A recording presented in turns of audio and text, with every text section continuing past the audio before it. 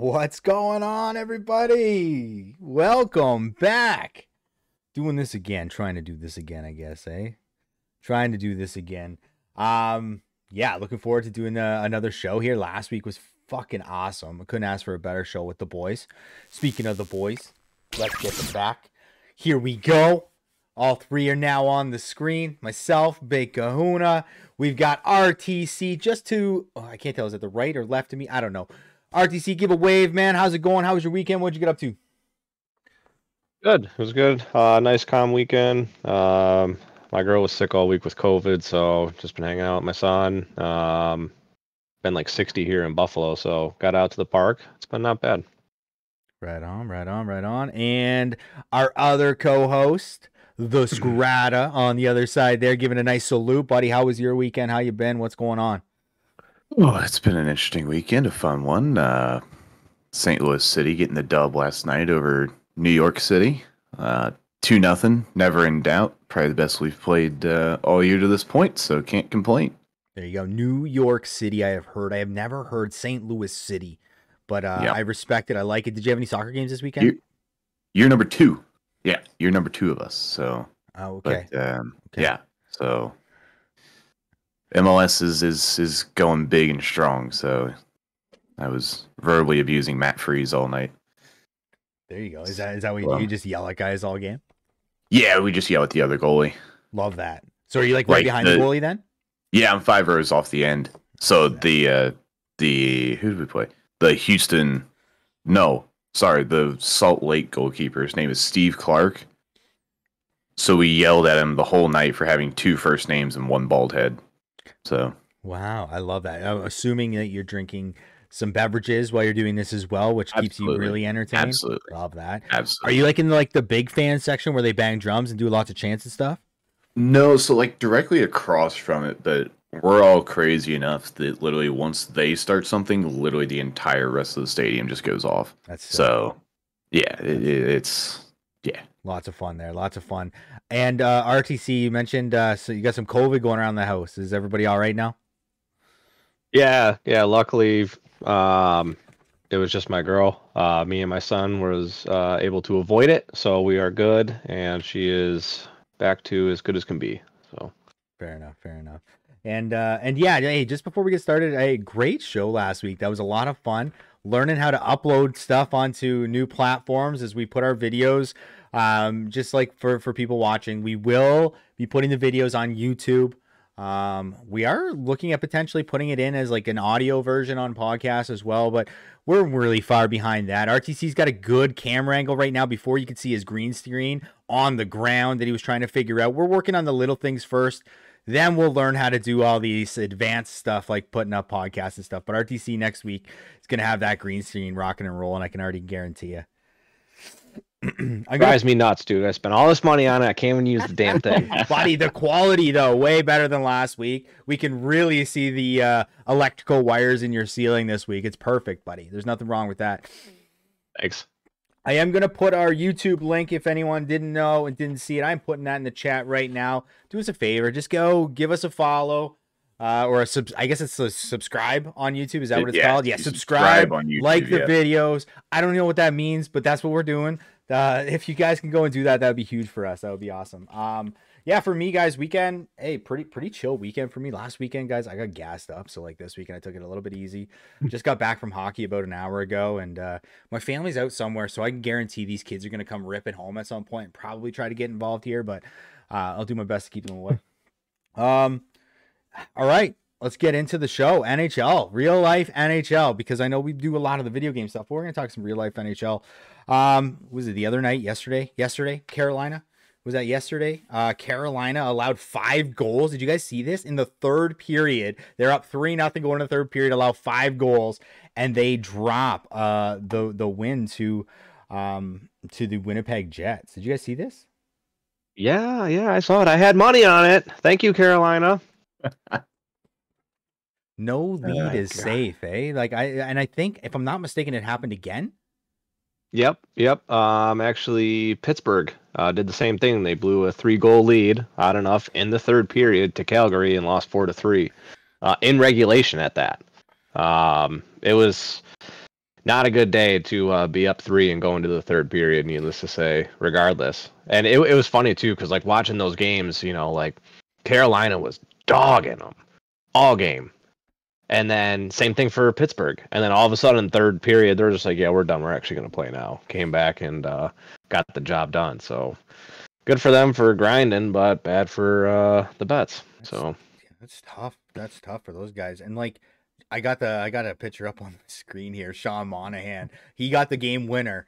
And who would have thought? You know, Sean Monahan got traded there. What was it? About a month ago? Was it like shorter, less than that ago, from Montreal? And some people didn't like the trade. Like, oh, Sean Monahan. I think he's going to be great there. And there's a proven factor right there. I guess a game winning goal against the Hurricanes. I don't know what your thoughts are, Scrata, on Monahan.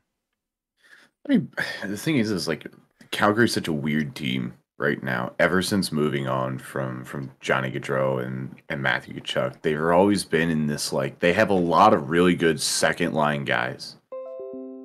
They don't have anybody who you could say, yeah, they're getting on a top line of like 90% of the league. I mean, you could argue Kadri's up there, but like if you're going at cup contending teams, most of those teams already have established first lines, and like that's where Calgary's struggled this season. They just don't have the star power, and it looks a lot like even more of that star power is going to be leaving Calgary here in the next week. Yeah, I agree. Getting it done last night, though, against the Penguins was nice. Big comeback there. I think it was the night they retired, was it Kiprusoff's number last night, or did a thing for him last night, if I'm not mistaken. So it's good that they came back. Yeah, they're definitely not a contender this season. Like, they're a seller for sure as we move in the deadline, which we'll talk about here shortly. But before we get to that, guys, I don't know. Like, the biggest talk, I think, right now in the NHL is a solo player, a one player, and to me, that player is Matt Rempe.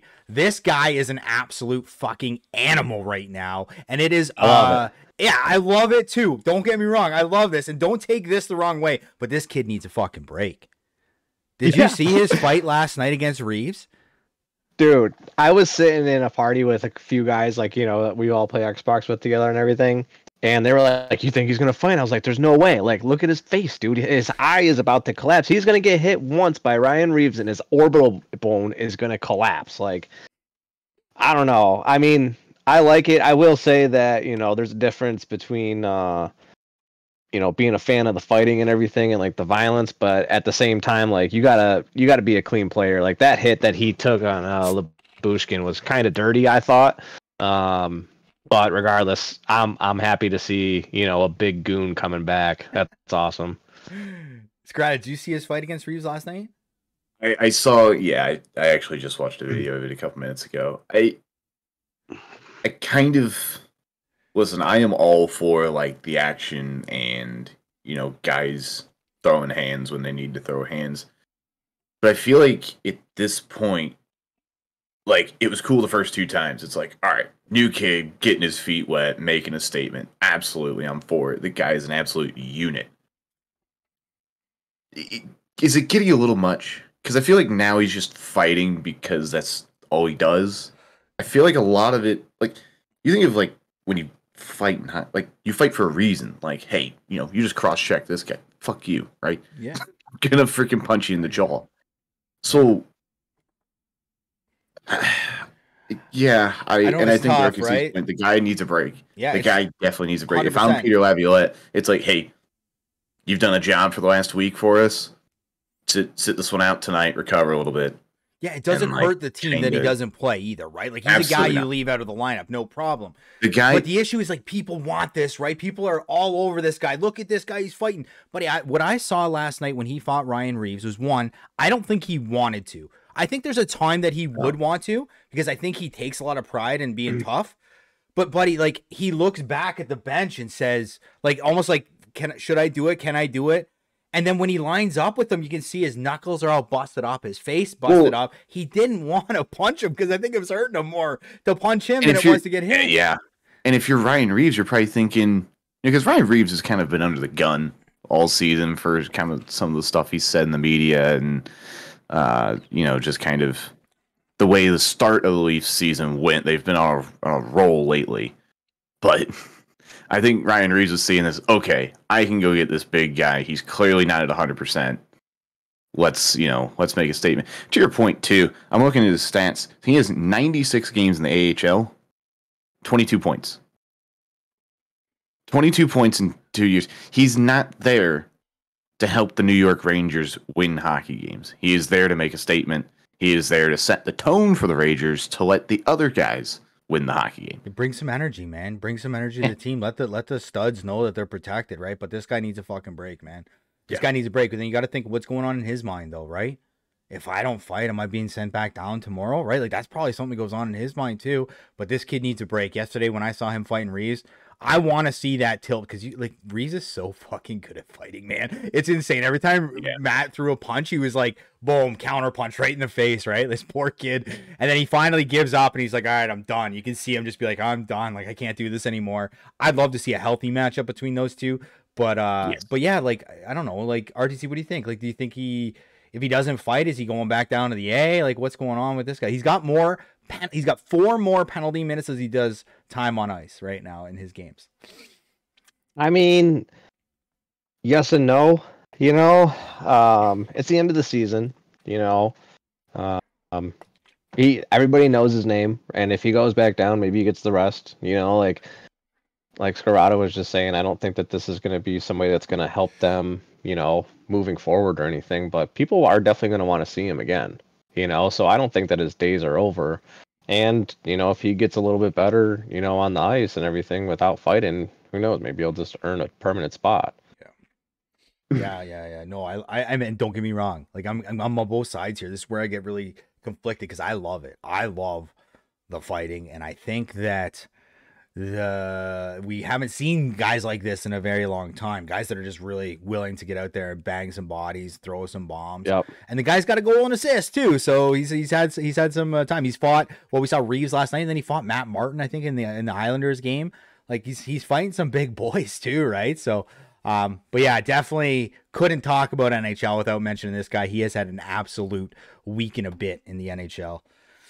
And then, coming up here, we've got the trade deadline, I think Friday on the 8th. Some clear sellers in the league. For me personally, I think one of the most interesting teams to follow along with is going to be the Ottawa Senators, right? They've had a change in coaching management this season, and I think they have some big guys on that team that are looking to win a Stanley Cup, right? Like win a Stanley Cup and be competitive in the playoffs, right? And I think they have a few guys that they're going to be willing to move to make some impacts on other teams and get some draft picks or some young players, right? I don't know if Giroux would be movable for those guys. I know he has a no move clause, but do you think like maybe there's an opportunity you can move him? You got Tarasenko. I saw people saying like Chychrun might be an opportunity to be moved too.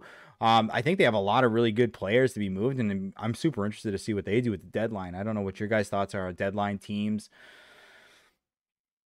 I think the Senators are obviously kind of the target because they came into this year, and I think we were all thinking, hey, this is going to be an improved Senators team. With even though they got Chychrun at the end of last season or at last season's trade deadline and didn't make the playoffs, we were all like, okay, things will get better, and it just hasn't worked out at all for one reason or another. I think kind of like you mentioned, Giroux is going to be one of those guys. Can a team take on a $6.5 million cap hit for a 36-year-old? I don't know. Is that going to be something that any of these teams are looking for? I think there's going to be a lot of teams that are probably looking more at defensemen. And I think that's when you kind of look at Jacob Chychrun, 2 years, 4.6. What defenseman is getting paid $4.6 million to play on a top four pairing? Not many of them. So you can probably get something for Jacob Chychrun, even though you just traded for the guy. But at the same time, you got to recoup something if you're the Senators, because both of your first-round picks that you currently have in your pocket are extremely conditional, and you're going to lose one of them because of the whole Dadonov situation. So, yeah, you gotta figure something out. I could easily see Tarasenko be traded as well. I think that may have been the only reason he signed with the Senators. Is look, I'll play here, move me at the deadline, and we'll work something out. I'm looking at other guys as well. Kubalik is easily a guy that could play bottom six on a couple of teams. Saw him a lot when he was in Chicago. Mm-hmm. He's a guy that he's just handy to have around. But yeah, I don't know if there's going to be too many teams other than Ottawa and maybe Calgary, kind of we alluded to earlier, that are going to be in full sell mode. I think there's a lot of teams kind of in that, well, we want to build for next year. We don't want to build for 3 years from now. Yeah, for sure. So, weird spot for a lot of teams. Yeah, RTC, your boys had a big fucking dub yesterday, Buffalo boys, eh? And, I don't think they're going to be a big playoff contender. They got any guys that they'd be looking to move? They're pretty young, aren't they? Yeah, they're all young, and I mean, we just got done signing a whole bunch of them. I don't know. We need a new coach. It's just a disaster. What else is new? It's Buffalo sports. We suck. What are you guys' thoughts on Pittsburgh? Is Pittsburgh gonna move somebody big by the deadline? They're not making playoffs. They're not gonna make playoffs this season. Do you think they move they're somebody? all old. Yeah, but like They're like you see it at 100. trade deadlines all the time, man. Guys move, experienced players, especially guys who have won cups in the past. You see them get moved at the deadline. They go play, they're maybe playing on a first line or a second line usually, and they end up taking like a third or fourth line role on a good team making a run for it, right? Like, do you think that Pittsburgh will move any of their big guys? No. Who are you gonna move? Patterson? That's what I'm saying. I mean, for as old Maybe. and everything as they are, they're still competing. It's not like Sidney Crosby is just this guy that's on the ice just because he's Sidney Crosby at this point. Like he's still producing and everything. I think if they weren't, then no, or then yeah, they'd move him. Or anybody in that matter, not just Sidney Crosby, but What about a Malkin? What about a Malkin?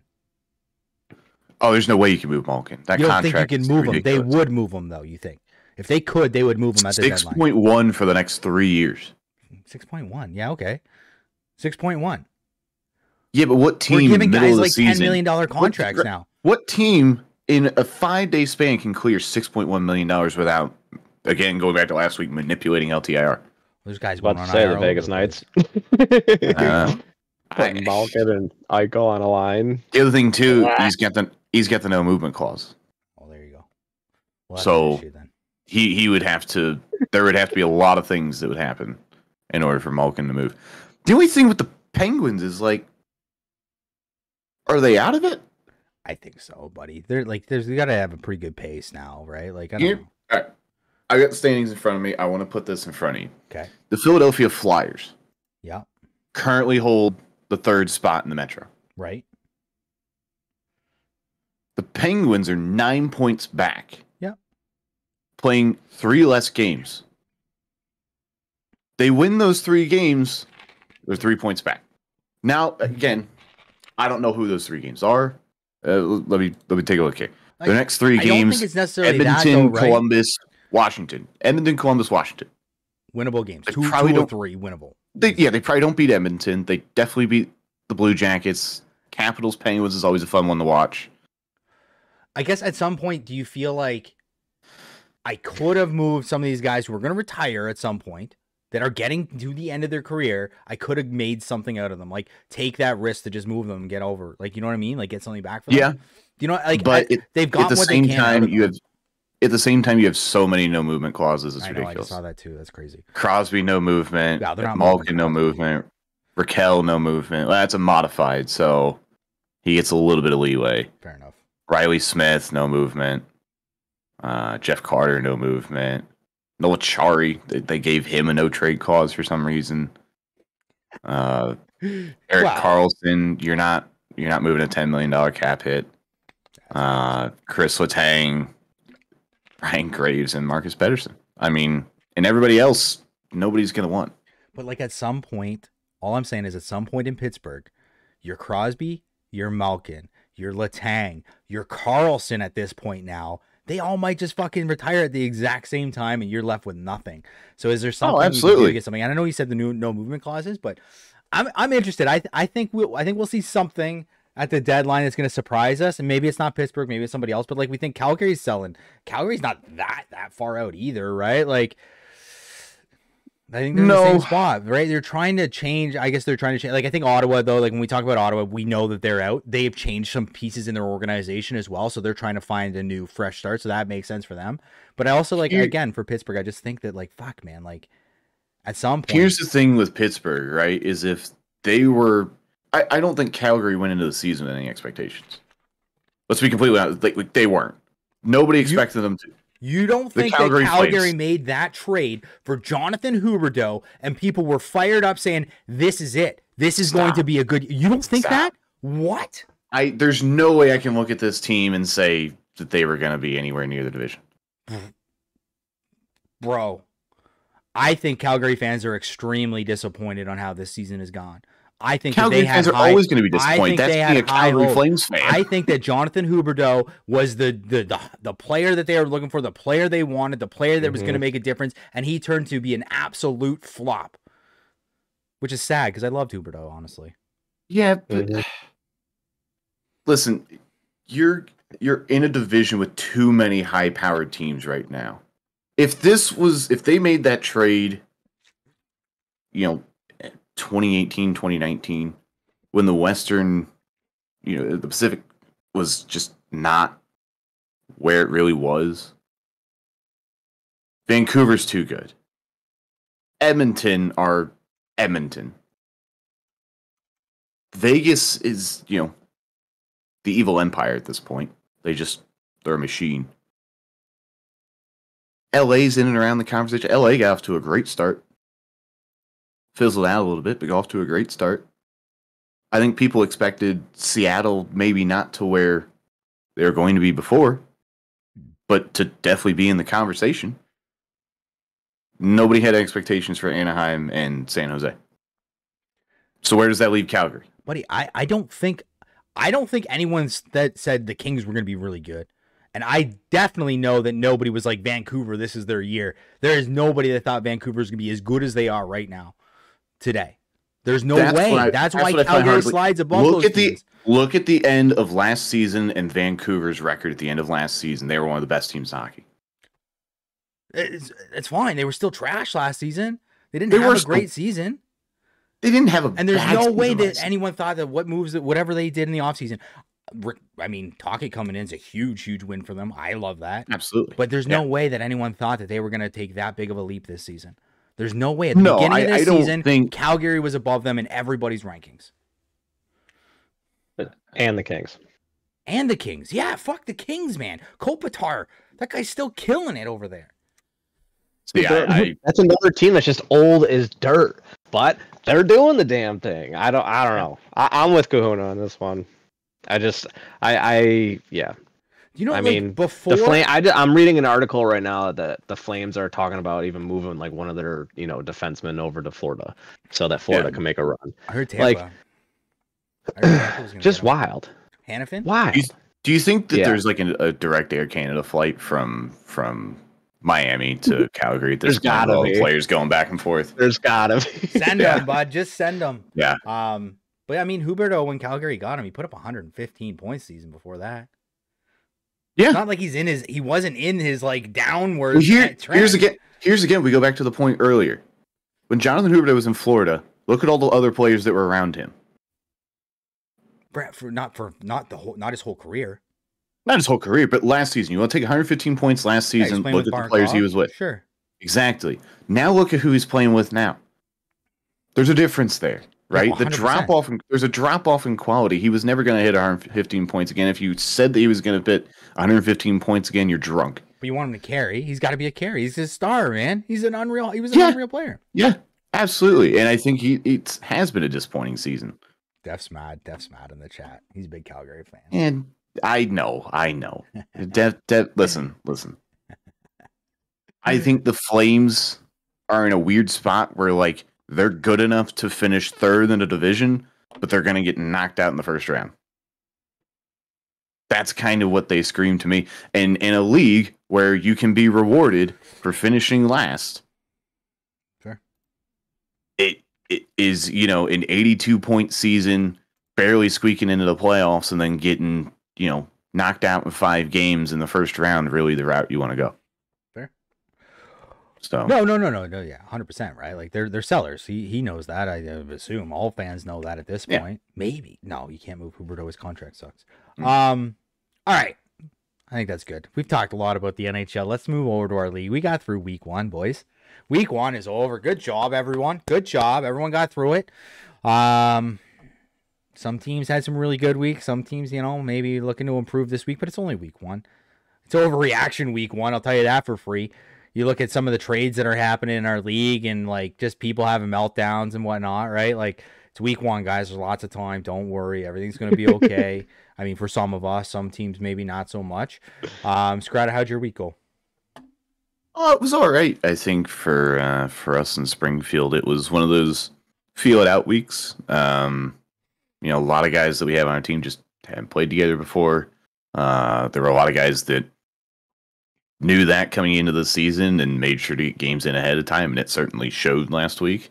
And I think we played a lot of good hockey. And my question to the rest of the team was, when we lose a game, did we deserve to lose? Did we deserve to lose? And 9 times out of 10, the answer was no. And if that's the case, I can live with that. Because it's week 1. Did we deserve to lose any of these games? No. There were a few games where goaltenders stood on their head. It's, hey, we just need to make this extra pass and we score. All right, it's week 1. Let's get that out of our system now.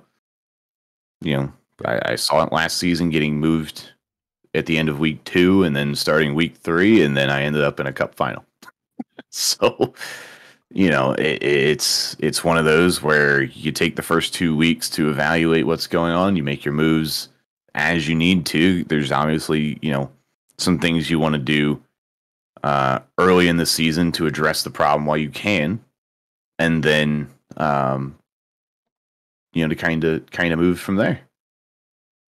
So good start to the season. 4-4-1 for us. So there you go. Can't complain too bad. Yeah, RTC, how'd your week go? I don't want to talk about it.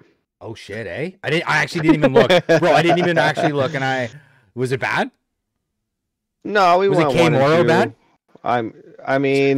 We did. Yeah, actually, me and Moro, we did go 1 and 2. But yeah, it just I don't know. We just couldn't get it clicking all night. Which is, well, I shouldn't say that. Like the stats and everything will say otherwise. Like it was there. We just, I don't know. One of those nights. Didn't matter what we did. Whatever. It's week 1. Week 1. There you go. Week That's 1. it. Week 1. I mean, cares? Dude, the amount of just the amount of moves this week is wild, dude. But whatever. Yeah, it's pretty crazy, right? Like it really, I do believe week 1 is a test of a manager, man. It really is, right? Like you gotta believe in the guys that you bid on, or why the fuck are you bidding on them? If they have a bad week, move on and move forward. Let them be consistently bad before you make a decision, right? Like I just find it super interesting. And listen, my team had an amazing week. I was very, very happy. Went 7-2-0, right? Great week. 2 lines went 3-0. Other line went 1-2, but they played some tough lines. But you know what I said to the team? I said, guys, like, it's week 1, right? Don't sit on this as being like, hey, like, celebrate it, great week. But fuck, man, like, things could change so fast. So make sure that we're like, you're not getting too far ahead of ourselves.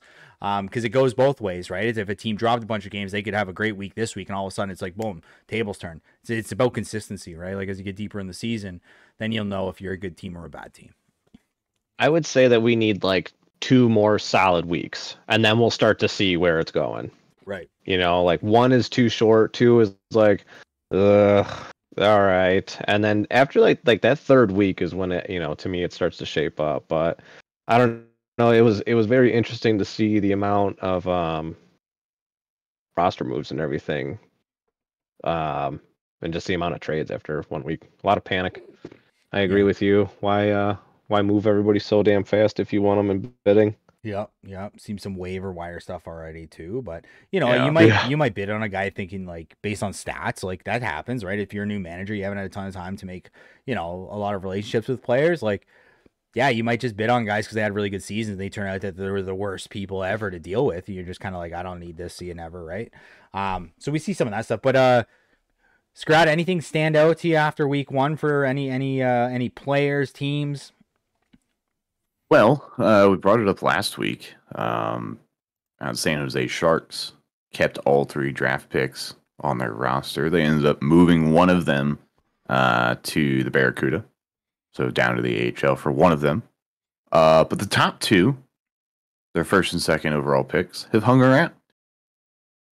And they're doing pretty good. I mean, their left defenseman, Mark 89, 2-1 on the week, -1. No points for him, but as a left defenseman, hey, you're getting your job done. You're getting some wins. That's what matters. And then Divinity, left winger, 1-2. He's got 3 points.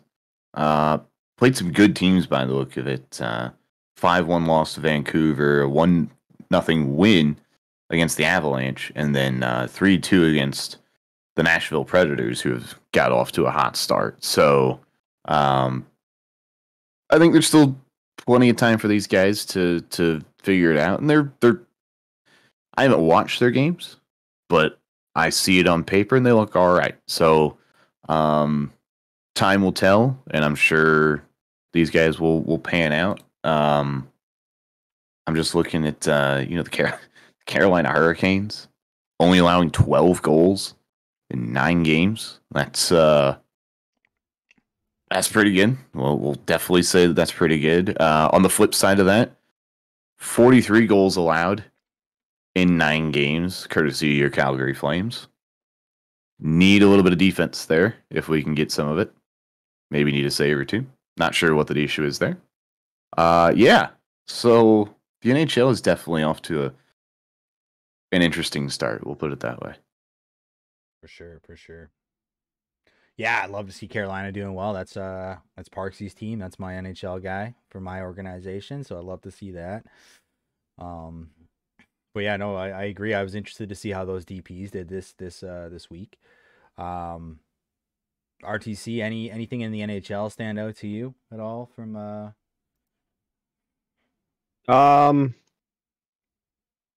A player.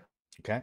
A goalie at that. Okay. So I was just looking around stats, just looking for something to pull, hot topic. Week one, it's tough, outside of the drama and everything else. Week one's kind of hard to start talking about individual players and how teams are going and everything else. But I did find an impressive stat for Winston Payne on the Carolina Hurricanes. Went 3-0-0, faced 26 shots, 3 shutouts. 26 shots, Stud. my guy. 26 shots in 3 games. 3 shutouts. 1, 2, 3. I mean, I agree. That's not a lot. That's not a lot of shots, but still, they're shots. Fair. No, it's huge. 3 shutouts, 3 games. Guys on an absolute heat. Yeah. For sure. Yeah, I mean, 3 shutouts, 3 games. For sure. That's what? 9 shots, 8 shots? Yeah. Give or take, yeah. Something like that. That's crazy. Yeah, it is crazy. Yeah, you know what? For me, honestly, just the one thing I saw was that Isles Gaming team there. I think that line's back, right? Scottie Pippen was 16 points last week, 10 goals. Great week for him, going 3-0. Their team didn't have a great week, but that Deke and Scottie Pippen line is going to be a tough line to play against again this season. So, but again, week one, and we're through it. The one thing I did want to look up that I didn't look up, and I don't know if one of you guys don't mind doing it at some point here. I mean, I guess I could too. Did we see what was that goalie that went for a shit ton of money in the NHL? Oh, New Jersey. Was it New Jersey? Is it New Jersey's goalie? No. And I was just curious on how his week went. That's all. It was wasn't on the contract dud list though, so he must have had a decent week. Vegas. Loxy says Vegas. Right. Go Knicks. Yeah. Go Knicks. Go. Oh yeah. Oh, Go Knicks. Go had a good week. Went 4-2-0. 217 goals against average, 867 save percentage, 1 shutout. Okay. Faced 85 shots. All right. So he didn't make it onto the duds list. So that means he had a good week. He went 4-2-0. He's on the hot goalie list there, number 7. So good week for him. It's not bad, not bad. Moving over to the AHL. Any standouts there in the AHL for you, Scorata? Yeah, the AHL's been fun to start, hasn't it? Let me back to my standings here. Laval, they're back. They're back. They're back. They've never left. They're still here. They are them. The Laval Rocket, for me, the team to beat in the AHL. They don't lead the league in points right now. They lead the Eastern Conference in points, but you see the team that they've put together, the guys they've kept around from last season's cup-winning team. No reason why anyone should be doubting them at this stage. A team that kind of shocked me, the Lehigh Valley Phantoms. Yeah. Last season's best record in the AHL, 3-5-1 week. Yeah, they got some things to figure out. I was here last week. I know. Listen, I thought they were going to be even better this season than they were last season. I know I said that on the last show, and I think, yeah, like you said, week 1, guys, week 1. It's only week 1. Jesus, figure it out, Phantoms. Figure it out now. Another team that I'm looking at, and they kind of caught my eye going into bidding because a lot of the moves that they made beforehand, the Abbotsford Canucks went into bidding with $12.5 million of cap space to use. They made a lot of re-signs, some expensive re-signs. Mondo Mentality, Roll Backwoods were very expensive re-signs. Mm-hmm. Traded for some big contracts as well. And it's kind of showing, I think. I think that Roll and Mondo line from last season that steamrolled everybody, they're the ones pulling the weight. And I think you're kind of seeing the fruits of the $12.5 million going into bidding kind of starting to rear its ugly head. They're missing their stud defenseman now. He's gone on and moved on, right? Now he owns another team. So, well. And they lost Razor. That guy's at Rochester. Razor got, like, they lost some guys, right? Like, yeah. No, but you're right. Like, you spend that much, you got to be creative with the rest of your cap, though, too. And hey, let's remember, Abbotsford was not great at the beginning of last season. They turned it on. Week 1, man. Week one. The thing for me, especially in week 1, when I can tell the teams that are potentially going to struggle from week 1 and the teams that maybe don't have a great record week 1, but can potentially turn it around. I look at 1-goal games. Can they win early in the 1-goal games? So I look at a team, the Cleveland Monsters, 3-6-0 on the week, but they're 3-1 in 1-goal games. So they clearly have the ability to get it done. It's just making sure that they're probably a team that if they go down early, the heads drop. And it turns into just an absolute circus. Yeah. So, good indication. Fair enough. RTC, AHL, anything that stood out to you? Again, I mean, it's week 1. I'm on a goalie hot streak, I guess. The goalie for Laval, CT Swag, 3-0, 2 shutouts, 1 goal against, 36 shots. It's impressive. I mean, I'm gonna give credit where credit's due. That's good. I don't give a shit if it's week 1 or finals. That's awesome. Good for him. Keep up the good work. I know that a good goalie helped us a lot. A good goalie's or goal, I don't know, whatever, helped us a lot last season. I think that it's an undervalued position, and I understand that they're a dime a dozen, but a good goalie can take a team, really far. So good for him. Congrats. I agree. Laval is going to be a powerhouse this season again. it'll be interesting to see how this all develops. I'm actually going through every week and screenshotting the standings. I started this week 1, and then I'll do it again week 2 all the way through the regular season. And I'll try to see, where these teams, oh man, 1 week they were, 11th, and then boom, they're up to 5th, or even higher. I think that it'd be pretty cool to see these, constant things going. So we'll see how that turns out. Yeah, for sure. Hey guys, like, I know you talked about, the Rocket being back, but Texas is looking really good right now too. Yeah. 8-1 week. These guys are back where they were. Obviously, a devastating loss in playoffs last season. Crow and the boys looking pretty good. Team definitely you want to watch out for. Again, it's early. And then on the flip side, so Texas is doing what they did very well last season. And I hate to see it, but the Syracuse Crunch, I was really looking for them to turn their stuff around this season. And they are at the bottom of the barrel again after week one. Week 1, it's okay. Remember? But fuck, man, I hope these guys can figure their stuff out. I can't go back-to-back seasons shitting on the same team over and over again in my shows. The thing with the Crunch is weird is they were in some close games. I'm looking at just the way their week was. 6-1 loss, 4-2 loss, 2-1 loss, 3-2 loss, 1-0 loss. 5-1 win against Rochester, which is supposed to be one of the better teams this season for sure. A 3-2 win against the Toronto Marlies. So that's a nice one to have. A 3-2 loss to the Penguins and a 4-3 loss to the Wolfpack. They're in these games. They are in these games. Week 1. So, yeah. Again, those 1-goal games, they got to convert some of those into some greens. I need some more greens on this screen. Need a green screen, just like RTC needs to figure out his green screen. Yeah. Right, buddy? Unreal, he says. Unreal. Unreal. Poor guy. You'll get it figured out, buddy. It's one step at a time. It's not a big deal. Week 1. That's it. We're done week 1. That's all, it's week bro. 1. Chill, man. It's all good. Long way to go. It's all good. All right, let's move over to the ECHL. Guys, the ECHL is going to be pretty tight this season, I think.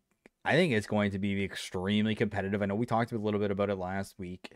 Any standouts for you, RTC, for the ECHL? I'm another goalie. Jesus Fucking has goalie you. guy. What the hell? I know. Big goalie guy. You might as well sign up as a G next season. This guy's going to be the hate it. player's rep for goaltenders. Yeah. I'll just always blame my defense for everything, blame the defense and then blame the game and then maybe yourself. Went 5-1, 94 shots. 94 shots. Insane. I can respect And that pick. Hold on. I might be reading that wrong. He's reading that Uh-oh. wrong. No, I'm going to say no, 93 not that shots. part. No. He's Yeah, reading wow. it wrong. Okay. So here you go. Faced 94 shots, 2 shutouts, 9 goals against. Who? Jesus has you. I see 85. Oh, he made 85 Kalamazoo. saves. Yeah. Fair enough. Cool. Good for him. Wow. Yeah. Sweet. Good No, for that's him. good, man. That's a good stat line. All I'm going to say is, like, we talk about all these goalies. There's only one fucking goalie in all the leagues that went 6-0, and you decided to pick somebody else over him. And that's my guy, Soldier Man. Soldier Man is the only goalie in any league to go 6-0 last week, and he got it done. God. And he He got got it done. His stats would have been way fucking better if it wasn't for Picky Saturn burying on his own net.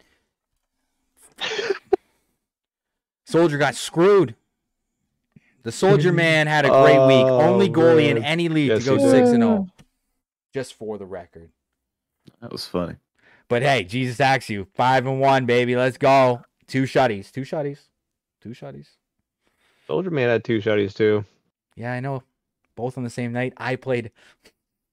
I remember it. Saved my ass. That's why I'm passionate about it.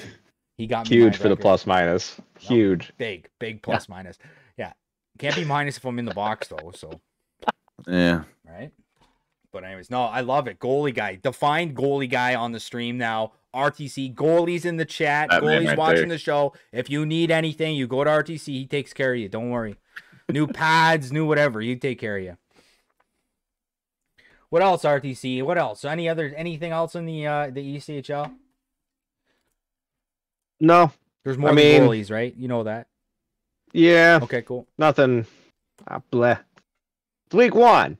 You know, it's hard. There's nothing like really too sexy. I don't know. We'll see. Fair enough. RTC, the goalies in the chat are looking for a pay raise. If you could help them out with that. No. Yeah. Well, don't do it. No. Ben A wants you to pay his rent. Ben A. Oh God. Right. Red flag alert. Not red flag alert. Orange flag alert. The Trois Riviere Lyon. Week 1. Week 1. Okay. I'm just gonna leave right there. that's the theme of the show. That's the theme of the show. Somebody Week 1. That team will be Week 1. one of the most dangerous teams come playoffs. It happened last season. This is what happened They last sucked season. the This is bone what happened last season. and they were unreal and upsetted the second seed or whatever second seed last season in playoffs. Yeah. Yes. Yeah. Yes. The only team that I did not want to play in playoffs, even though Worcester beat us, I didn't care. That was the only team I wanted to avoid. Was the Trois Riviere Lions, because Sam and those guys, they're good. Sam's been at it for years, so he knows what to do. But when I see a team only win one game in regulation in a week, that's not a good sign. Okay, I respect it. That's a sign of a lot of overhauling that needs to be done, and that can be done. Again, week 1, lots of time, but maybe you just completely swung and missed on bidding. It happens. But now you got to find a way to get it done through trades. And I think Sam's definitely got his work cut out for him for the rest of this season for sure. Let's see. The Kalamazoo Wings look like they are off to a tear. Good team. 8-1. Yep. They had a good week. Yeah. I think tie for second in the league in goals scored. Your Norfolk Admirals leading the league in goal scoring. Look at you go. Looking good. Look after at you week go. Week 1. It is week 1. New week. But the Kalamazoo Wings leading the ECHL in goal differential, so a great outlook there.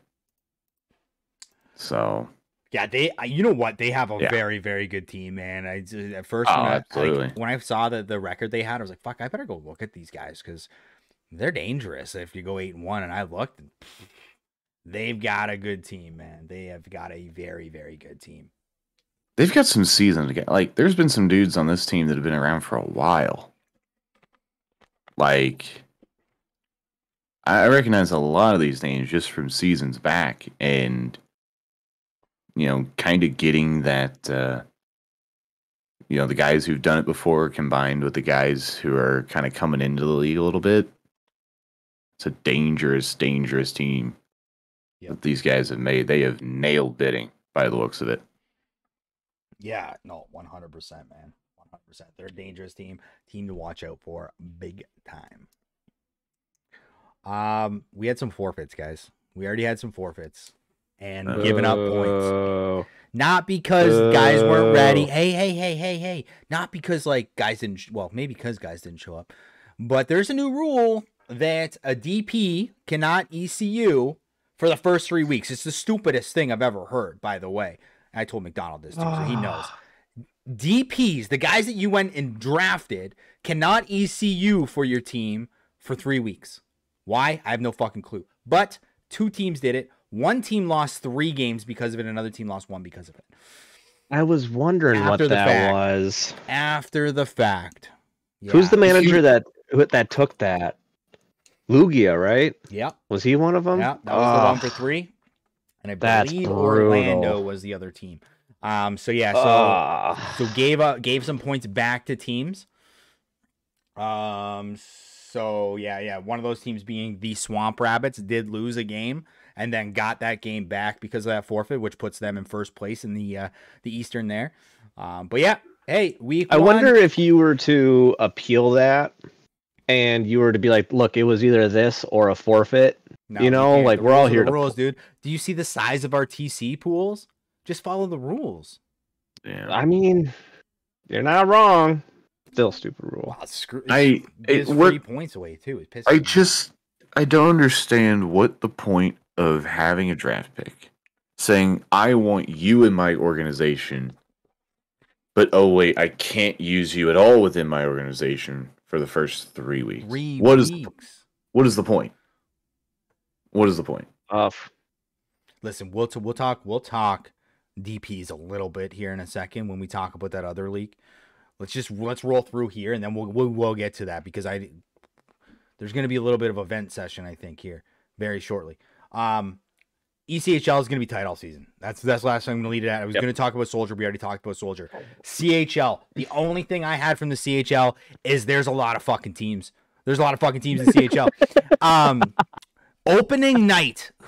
We had just talked about it. Week 1. Oh, it's only week 1. Opening night. The Prince George Cougars lost their only game in 4 overtimes against the Vancouver Giants.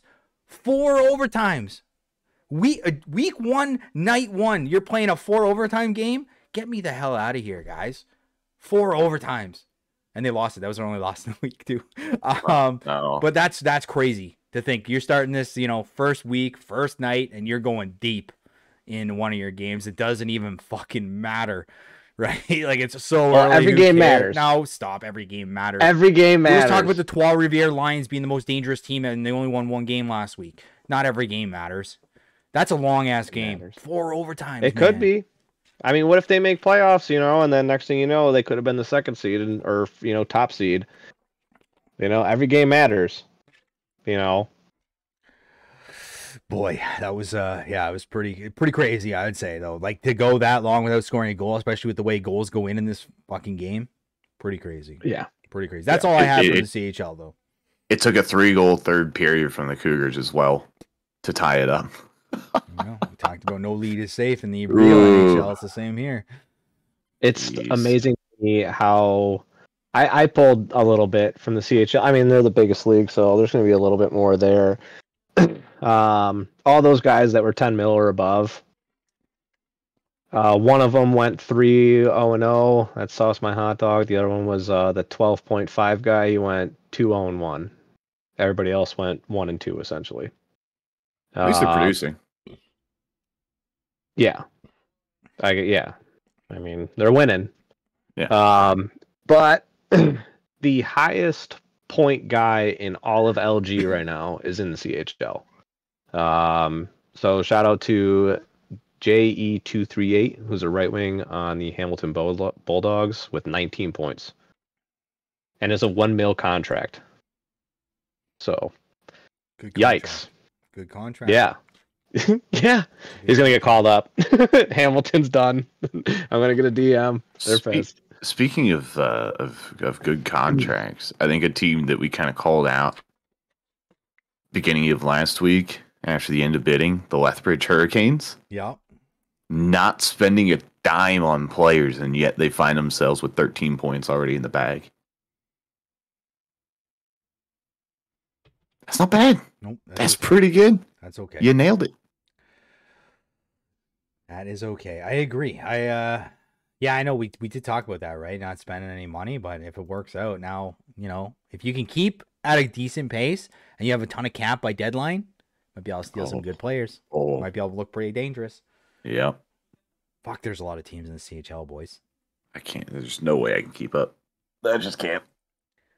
Too many. Lots of teams.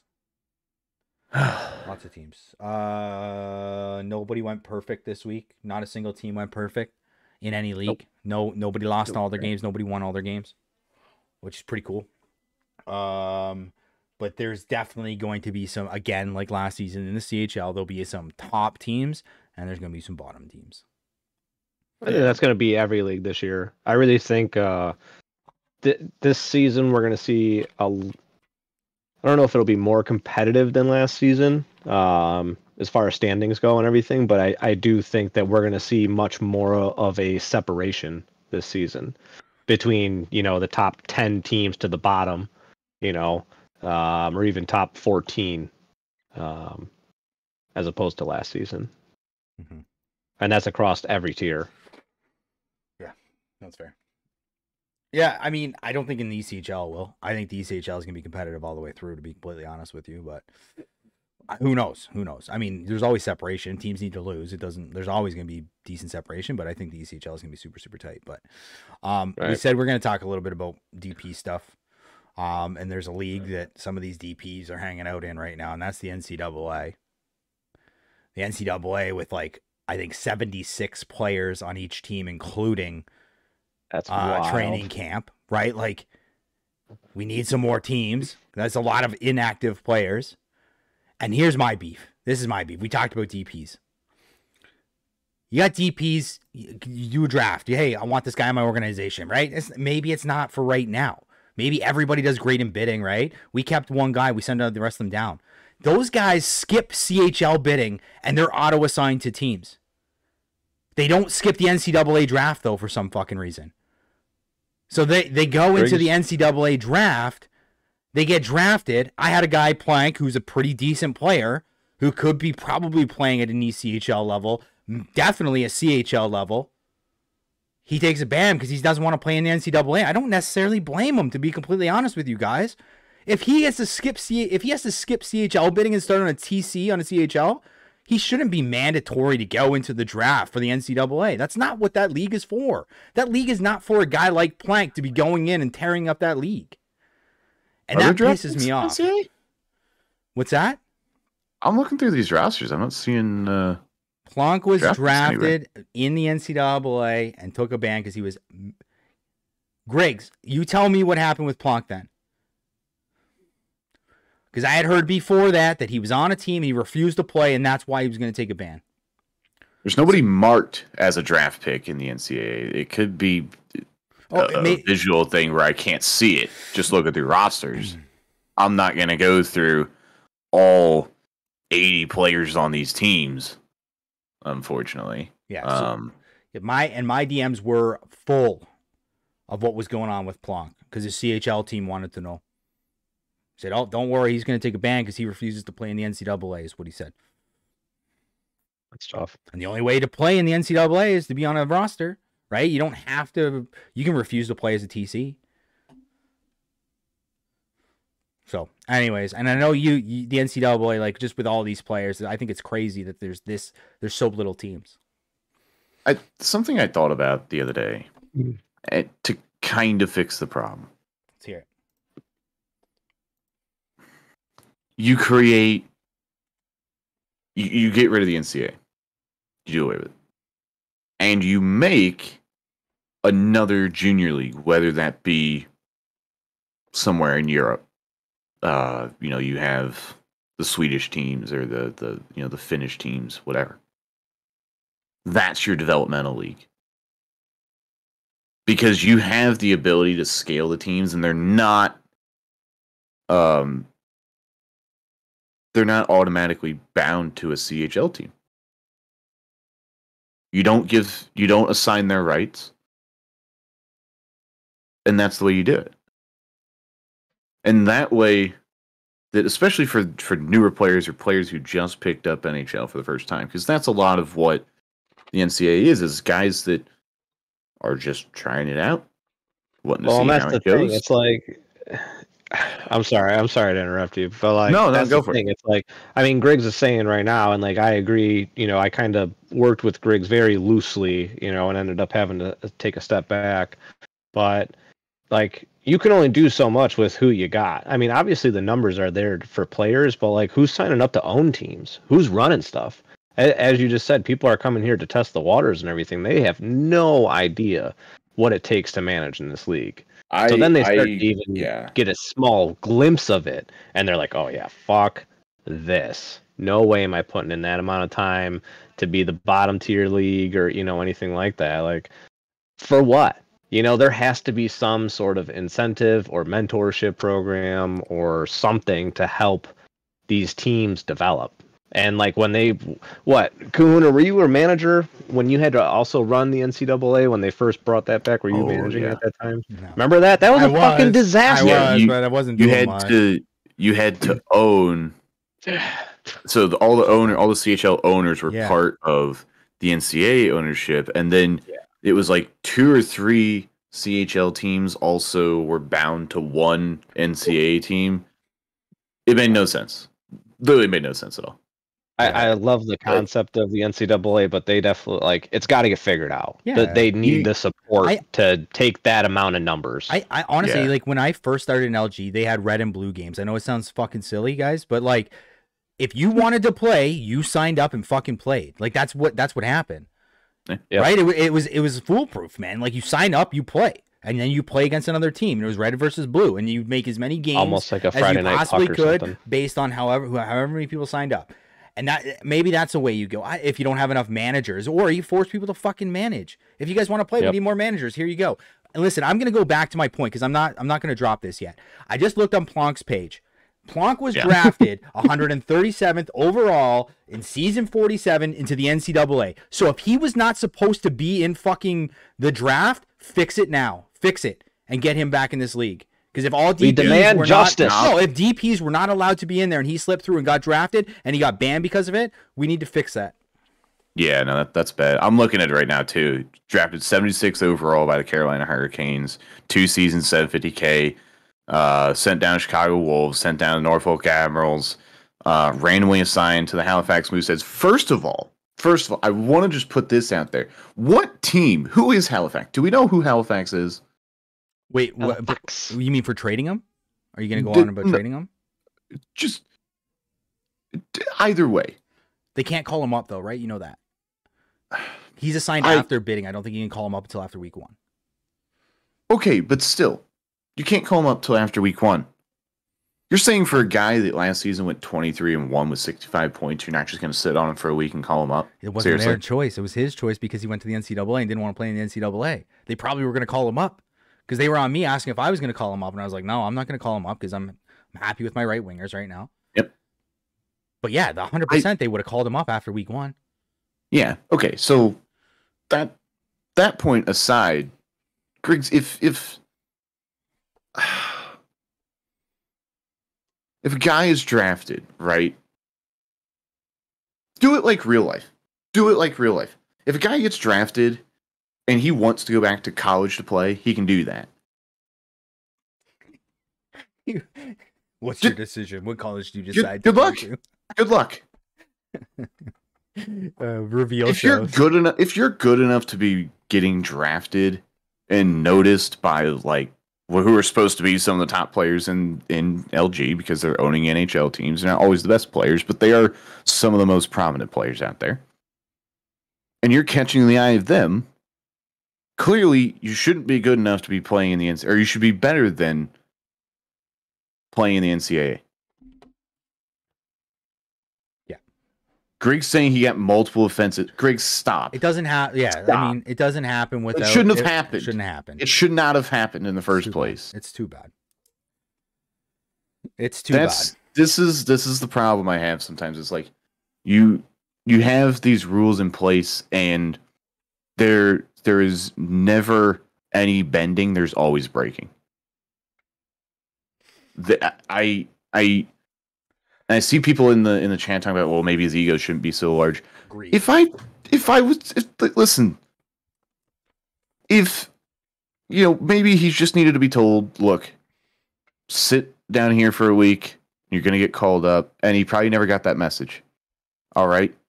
I can understand that. But I'd be a little upset too if this was a situation that happened to me.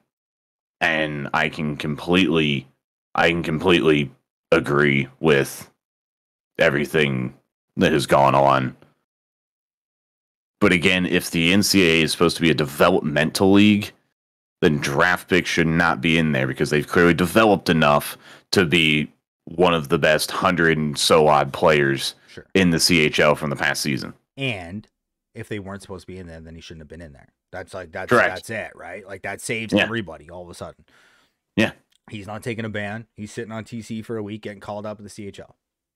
But no, you take the NCAA, you do away with it, you take it out of the tiered structure, right? So NHL, AHL, ECHL, CHL, and then you have the NCAA. You take the NCAA, you move it aside to the CHL and make it like European teams or whatever. I don't know, the KHL, whatever you want to do. Because players do go over there for development and come back. That's what needs to happen, because this having it under the CHL, I think, just puts a bad taste in a lot of people's mouth. And yeah, and Greg's saying they don't have the management numbers. That's the point. You put a league under the CHL, and guys are like, "Well, I wanted to manage at the CHL. I don't want to manage NCAA." And now all of a sudden, hey, I can get this team out of Helsinki. If you have the same people, but you just change the team names and the league name, is that going to change anything? You're still going to have the same talent pool, but instead of being the Notre Dame, you're going to be Finland or some, whatever. Ooh, that sounds fun.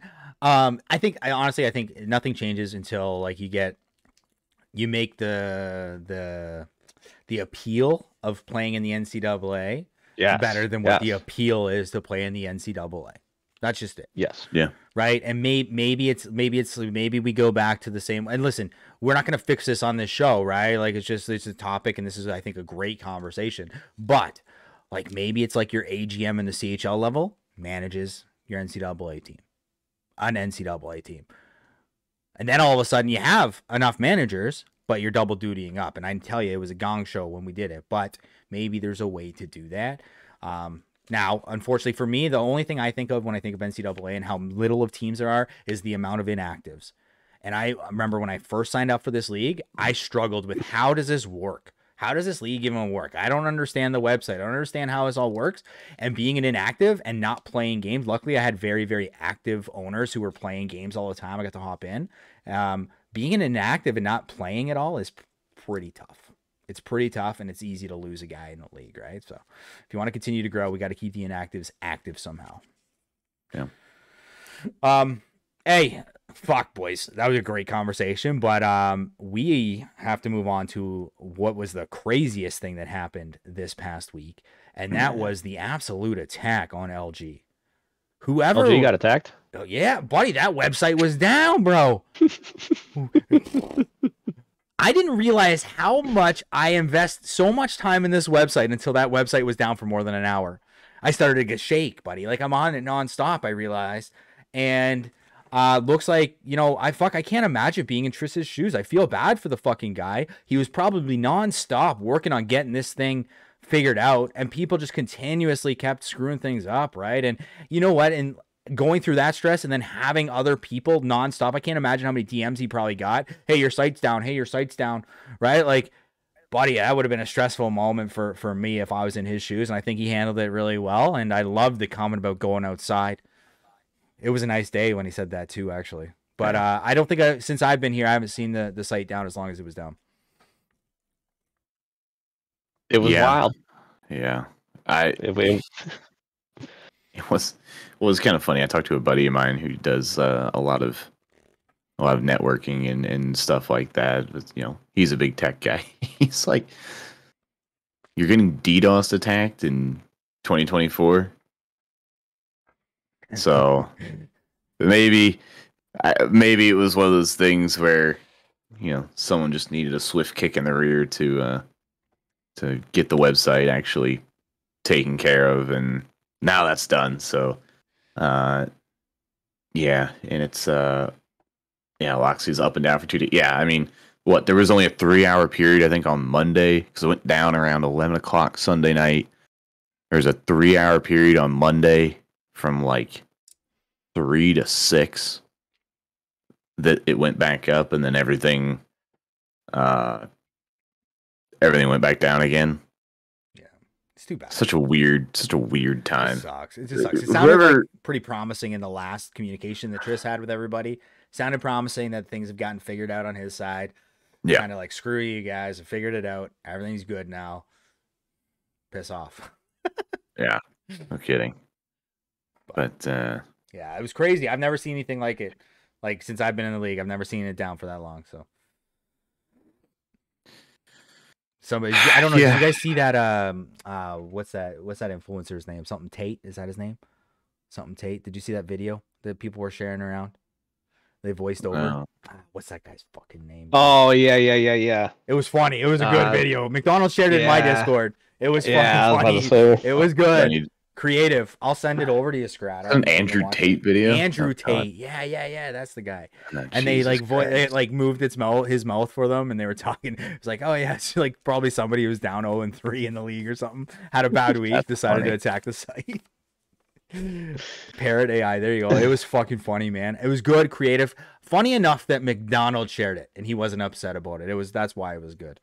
But I hope we don't have to see anything like this again. That sucked. It sucked for Boggs too, right? There was a lot of like manual things set up to be able to send screenshots of your stats in. Luckily, we were able to get our stats in through the regular system. But we had to do screenshots and stuff. It made it a lot tougher to match up with teams and vetoes and all that stuff. And, you know, speaking of vetoes, we do have another change, and that is the new veto system. They're bringing, they tried it with esports, new veto system in place. I'll tell you what, in esports, I fucking loved it. I thought it was great.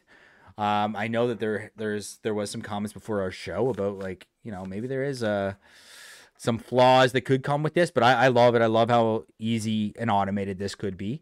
I heard a yeah from RTC. What was that, a good or bad? Yeah.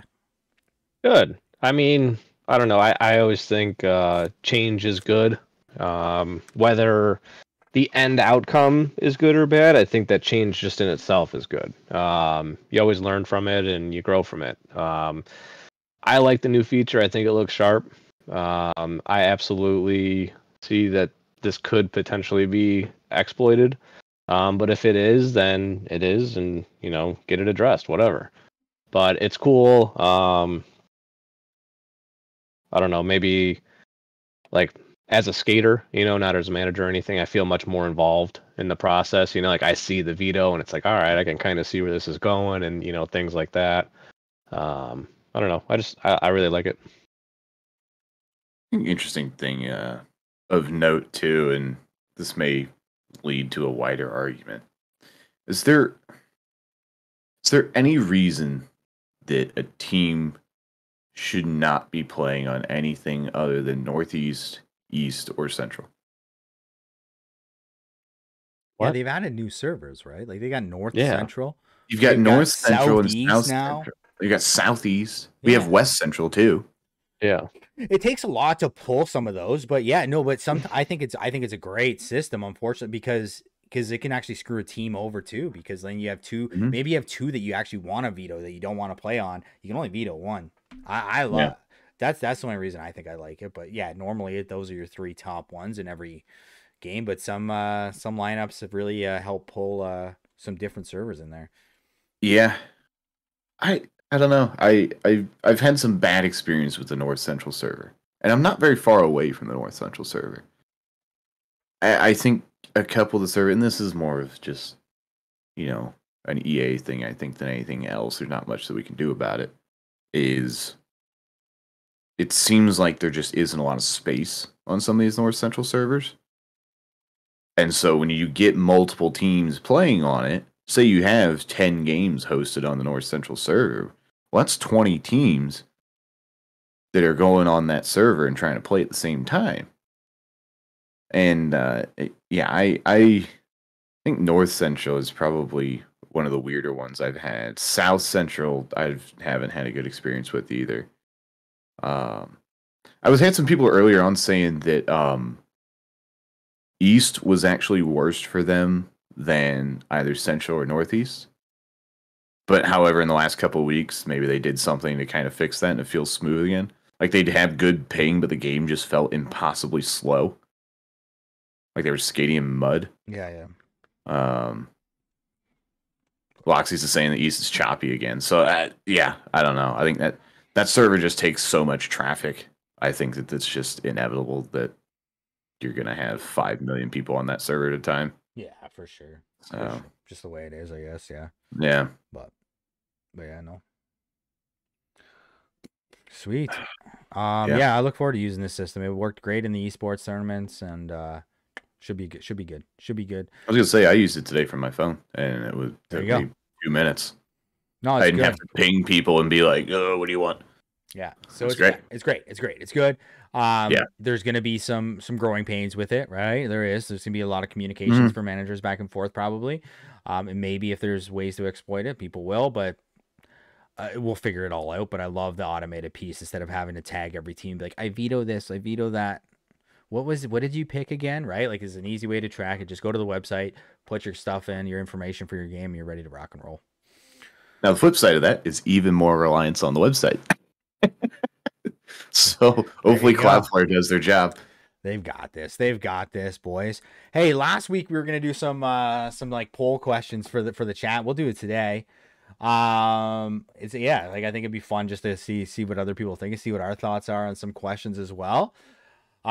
Maybe not just polls, maybe just comments too, but this one's definitely gonna be a poll. This was a question that RTC came, or was it RTC? Did you come up with this? Or no, who came up with this one? Anyways, it doesn't matter. One of us came up with it. How much is too much to pay a goalie? How much is too much to pay a goalie in LG? Now, I know we've got a bunch of goalies in watching this, and I know that RTC is now a proud supporter of the G's in the league. I was going to say that must have been a me question because he would have said, like, spend your whole cap on your goaltenders. Seen a lot of 2 mils. 2.5 is the roof, says Johnny. 2.5s. Even the goalies are saying 2.5. They don't want more than that. I'm a big firm believer that we have a lot of good goalies in this league, and like 1.5 is probably as high as I'm going on a goalie. I think there's always some really good goalies, man. Yeah, I think there's some great goalies in this league, man. And I think the depth on goalie is very good, and I think goalie is very dependent on how a team plays defense as well, because even the good goalies can't stop all those cross creases if you're giving them up all the time. And I think Chem's a big deal too. So I'm definitely like I sit in the 1.5. I'm a 1.5 guy. I think at the NHL level, just because you have more cap, I could see a 2.5, 3 mil goalie. I can understand that. But for all the other teams that have 30 mil caps, which is the rest of the league, 1, 2. There you go. NHL 2.5 says T-Squad. Yeah, that's fair. Yeah. And Johnny makes a good point. Like 1.5 max, I like that, but can understand a 2.5 on the right guy, right? Maybe you're deep into bidding. You're like, fuck it, I got some cap. I really want this goalie. Yeah, maybe, I guess. Mm-hmm. What about you, RTC? What's your thoughts on this? Because you were very surprised that I was like, I don't want to pay the goalies. Yeah, I mean, it's weird. Like when, like I firmly believe in like the strategy of like, figure out who you want and go get them. Figure out the price later, go get your guys. You know, if there's like a goalie that you have your mind set on and you truly believe like, hey, look, even if he's not the best goalie out of all of bidding, right? But he's a top 3, you know, he's reliable, he brings good vibes, you know, like there's a lot of other things that go into it, you know, and again, I'm not saying anything crazy here, but I don't know. I truly believe that if you have your heart set out on a guy, go for him. And if that takes, you know, up to 2.5 area, you know, depending on who it is and where the rest of the pool is, then go for it. You know, he better get 6 games and he better produce how you want him. Otherwise, you're going to be, you know, laughed at. But I don't know. I don't know. I've seen really good teams go very far because of who their goalies are. The only thing is that if you're gonna give a goalie that amount, 2.5, you can't move him. No, God, no. But I mean, you don't have intentions to. It's like Kahuna was saying with K Morrow last week. Like he went 8 mil on him, you know, and like Kahuna knows that 8 mil on a single player is, you know, it's up there. But like, you're not going into that thinking you're ever going to move them. Like they're there till the ship goes down or they take a ban. I mean, it's really that simple. Yeah. but we don't see that all the time. Let's remember that. We do see a lot of high bids, and guys are like, oh, after week 1, fuck, he didn't go 3-0. We got to get rid of this guy. Yeah. I mean, we've seen it this week across every fucking league. Everybody's trading everybody. It's a barn fire. I think consensus in the chat looked like 2.5. 2.5 looked like a good number. So, interesting. All right, next question. And I'm not going to put a poll out this one because it's really hard to put a poll out for this one. What should we do with RAVs? I want to hear what your guys' thoughts are on the RAVs, the guys that sign up late. Should they be allowed to play? If so, should there be a process? Should we make them go through different tiers to say, like, does this team want you, yes or no? Like, I've thought of some crazy things, but I'd love to hear what your guys' thoughts are. RTC, we'll start with you. What should we do with RAVs?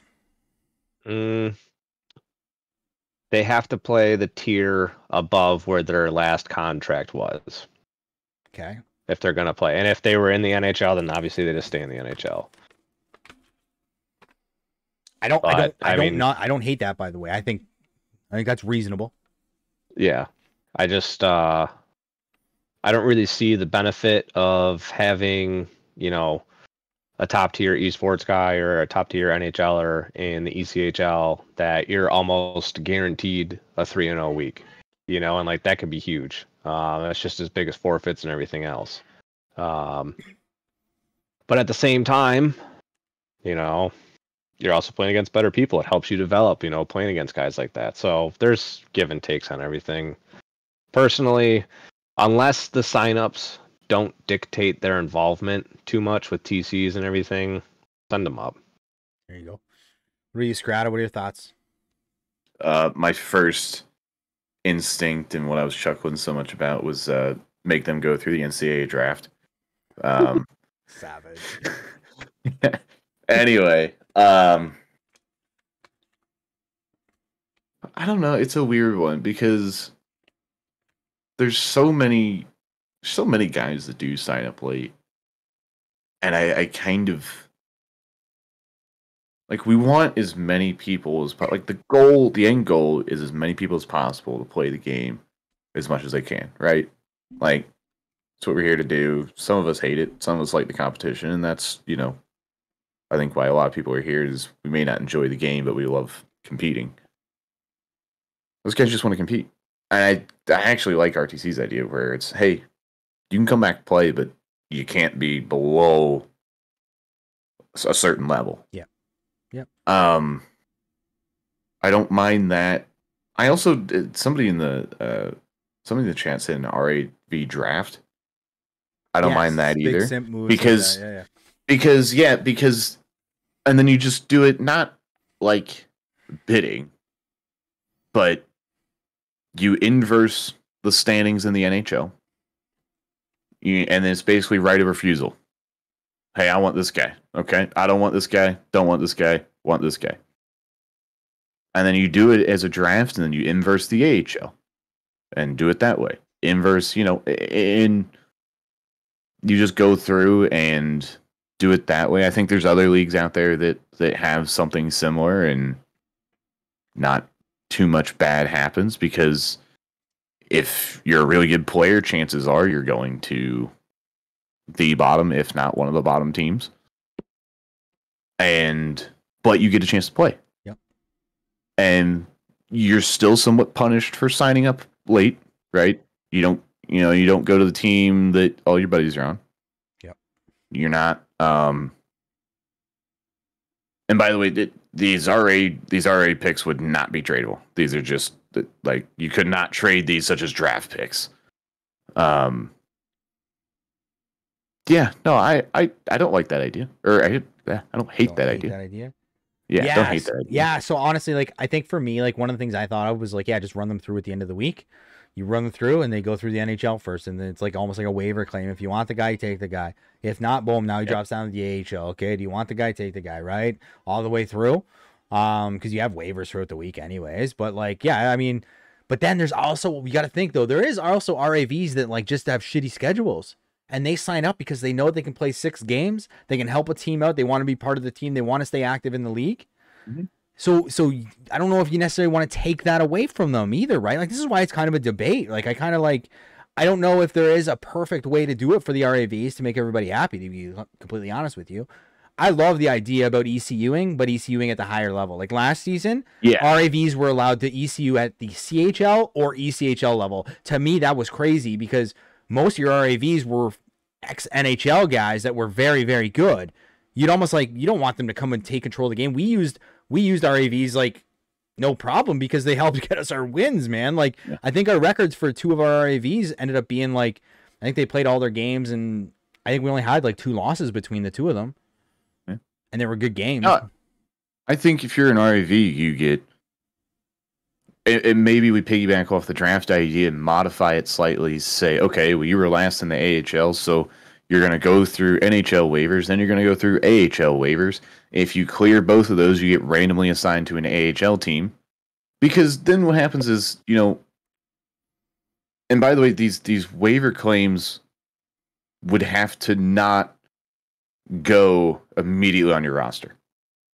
And I'm going to hang with me for a second. Yeah. Because there's guys out there who, again, just they want to play, they want to be in the league, but their avail is either so all over the place, or they know that, you know, hey, I've only got like Sundays in me. Mondays and Tuesdays, I just can't do them. Happy to ECU for you, though. Perfect. Sit on my TC. If I need you on a Sunday, that's fine. That just gets tough. I like it, but that just gets tough that, like, if I'm a top team, I just claim one of the guys and just tell them I'm just going to ECU them. Yeah. Right? But if you're under league minimum avail, then I know, I get it. I just feel like it'd be tough to try to make that decision. I think it has to be one way or the other. It's either they only ECU for you or they don't. And Con says let them sign up and play, but they're not trade eligible. So something kind of you said as well, right? So either way, I mean, I think we've tried a few different things. I'm just interested because I think we have tried some things. I've heard some other great ideas as well. Like, yeah, and Coach Passa says like you might have people exploiting the RAV system if we do that, right? Like the waiving thing. But yeah, no, any system you ever put in place ever is gonna have some sort of loophole. It just is. Mm-hmm.